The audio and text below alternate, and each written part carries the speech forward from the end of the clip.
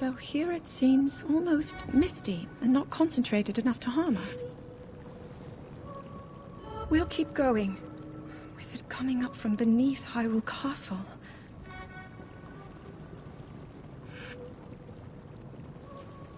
We do not know what waits below, so we need to be ready for anything. But I know I'll be okay with you, Link.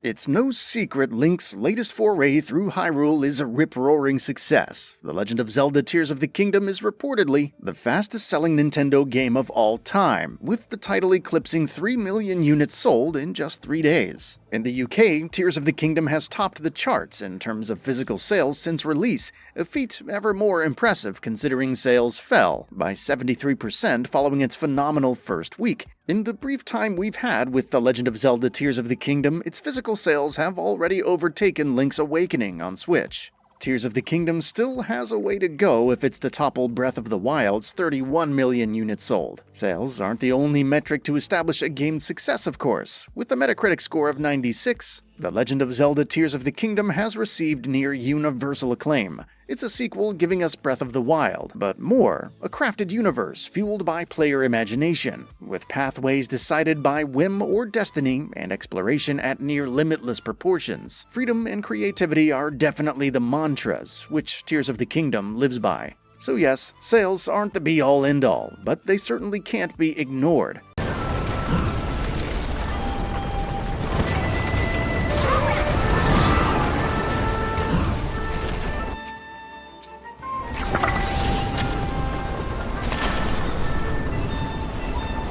Bethesda Games director Todd Howard has already talked at length of the pressure for Starfield to be a platform seller, that is, a game which boosts the sales of the Xbox Series. This responsibility has grown exponentially since Microsoft's acquisition of Bethesda, plus the fact Starfield's delay from its initial 2022 release to 2023 left a gaping hole in Microsoft's first-party offerings last year. Soon-to-be players are nervous too, as with Bethesda's track record, some are expecting Starfield to release as a buggy, unplayable mess, with most recent concerns centering on a typo discovered in gameplay previews signaling a janky prospect. Bethesda jank is all well and good, but it's a little dramatic at this stage to declare Starfield unplayable because of a minor mistake. There are a squadron of modders, though, on standby, ready to step in with a patch to fix what they term Starfield's inevitable bugs, but the game's sheer scale does indicate at least some foundation to these concerns. Make no mistake, though, Starfield has gargantuan promise, offering boundless player freedom distinct from Tears of the Kingdom with the vast, lonely expanse of deep space, a substitute for the comparatively penned in Hyrule. Its gorgeous, awe-inspiring visuals, well supported by Bethesda's trademark for deep character customization and unspooling narratives, are garnering the most excitement too. With 1,000 different planets fully explorable across 100 star systems, each with unique character, weather cycles, and species, plus robust base and shipbuilding capabilities alongside FPS and space combat action, there's really no other game on the horizon that can rival The Legend of Zelda Tears of the Kingdom's level of depth and intrigue. Assuming Starfield releases playable from the off, there's still the concern that its ambition will be its undoing.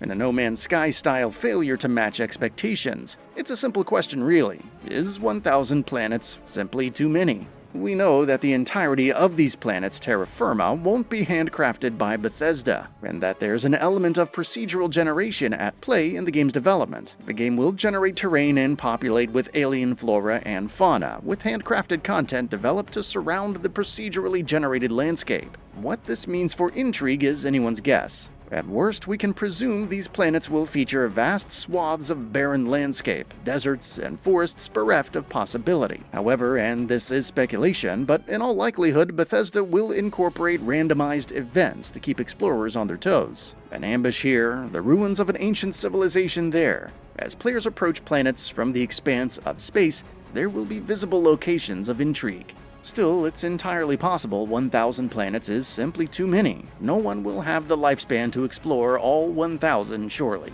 Compare and contrast with Tears of the Kingdom's Hyrule. It's a large map for sure, measuring 86,163 square kilometers, with the addition of sky zones and a subterranean network expanding on Breath of the Wild's iteration of the kingdom. Despite its scale, there are heaps to explore. Not one area feels bereft of character or intriguing happenstance. It's big, but inarguably too big. To counter this, perhaps Bethesda will hide some cool relic or super powerful weaponry in the darkest corners of the universe, with a hope that some player will eventually find it.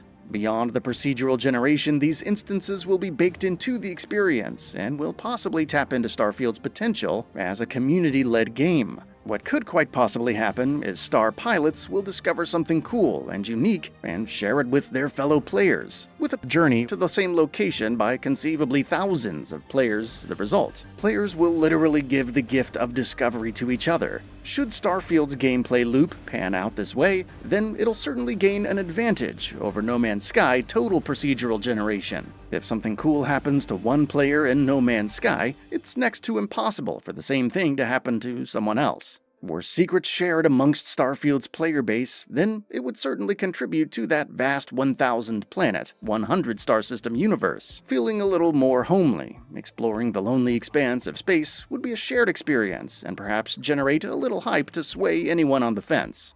If the game plays smoothly, reviews well, and harnesses a community determined to collectively discover everything possible, then there's no reason Starfield won't sell well.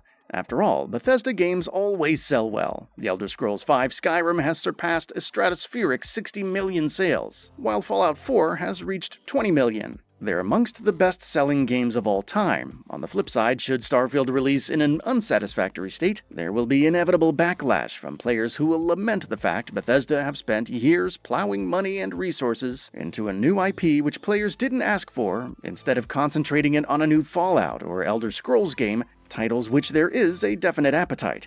The burning question, though, will Starfield surpass The Legend of Zelda Tears of the Kingdom? You know, this is an absolute cop-out, but it's hard to say. On the face of it, it doesn't seem likely. Tears of the Kingdom is still selling by the bucket load. Whether Zelda possesses a broader appeal than a space exploration RPG is something that can be debated endlessly too.